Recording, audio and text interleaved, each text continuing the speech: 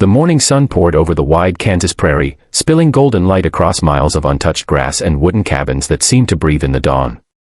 Smoke rose from chimneys, the smell of baking bread and burning pine mixing with the crisp wind.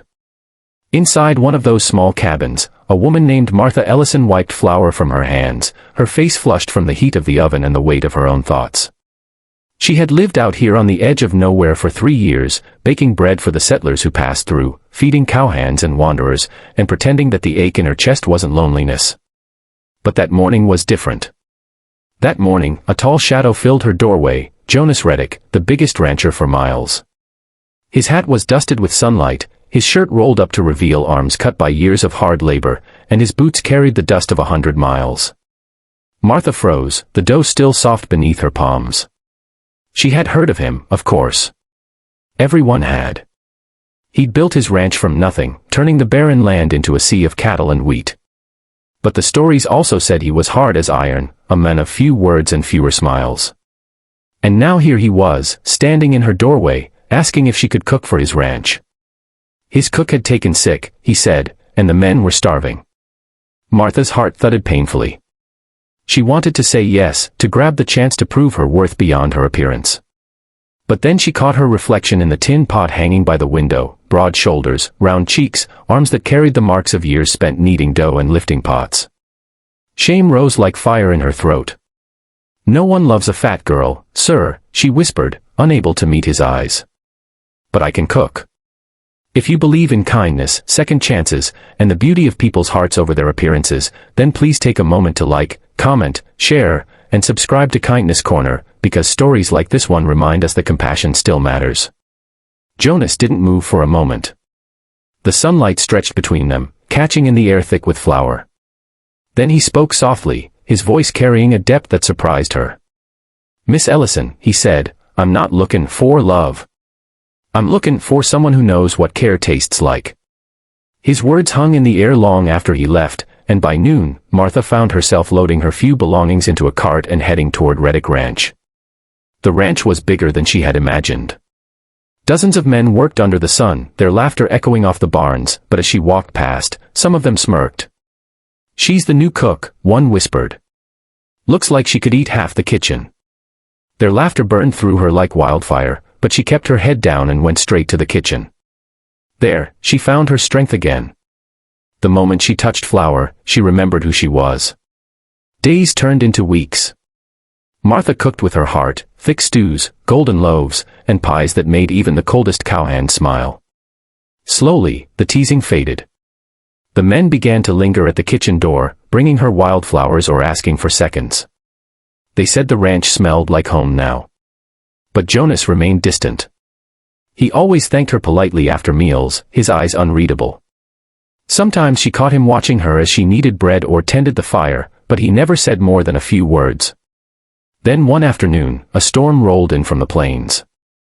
The sky turned gray, the wind howled, and the ranch hands scrambled to tie down the livestock. Martha was alone in the kitchen when she heard the barn doors slam open. Jonas stumbled in, soaked to the bone, carrying a calf in his arms. Without thinking, she rushed to help him. Together they got the fire going and tended to the shivering animal. When it was safe again, Jonas sat by the hearth, silent. "You shouldn't be out there alone," Martha said softly, wringing her apron. Jonas looked up, his eyes tired but kind. "Neither should you," he said. "You work yourself to the bone for everyone else but never let anyone care for you." She laughed bitterly. "There's nothing worth caring for, sir. I'm just the fat woman who bakes bread." Jonas stood then, towering over her. "No," he said quietly. "You're the woman who's fed every hungry soul that's crossed this land. You're the one who remembers who likes honey in their tea and who saved old Henry's dog with your stew when he was too sick to eat. Don't you dare call yourself just anything." His words broke something open in her, a dam of self-loathing that had held back every compliment, every kindness she'd ever been given. For the first time in years, Martha cried. Jonas stepped forward, awkwardly at first, and wiped a tear from her cheek with his callous thumb. "You've got more heart than anyone I've ever met," he whispered. From that day on, something changed between them. Jonas began spending more time in the kitchen, helping her carry water or stack firewood, finding reasons to linger.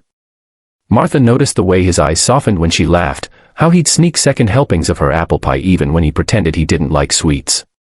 The ranch grew warmer, not just from the fire, but from something unspoken building between them. Then one evening, as the sun dipped behind the hills, Jonas invited her to join him outside. The sky was streaked with orange and rose, the cattle grazing lazily in the distance. He turned to her, his hat in his hands. "Martha," he said, "I don't care what folks say about how a woman should look. You've built more love in this kitchen than I've seen in my whole life. I reckon I'd like to spend my days with someone who knows what love tastes like." Tears welled in her eyes again. "Jonas," she whispered, her voice trembling, "I'm not what people expect a rancher's wife to be." He smiled, stepping closer. "Good," he said. "I've never wanted what people expect." The prairie wind danced around them as he took her hand. The same hands that had once kneaded bread now trembled in his, the same heart that once felt invisible now beating loud enough to drown out the world. Behind them, the ranch lights flickered to life, a soft glow against the endless horizon. Months later, the ranch hands would laugh about how their boss married the cook. But every time someone teased, Jonas would grin and say, "Best decision I ever made, can't run a ranch without love and good biscuits." And Martha, once the woman who hid behind flour and fear, would smile quietly, her apron dusted with hope. If this story touched your heart, please like, share, and subscribe to Kindness Corner, because stories like Martha's remind us that real beauty is in the heart, not the mirror. And before you go, I'd love to know, what part of this story moved you the most?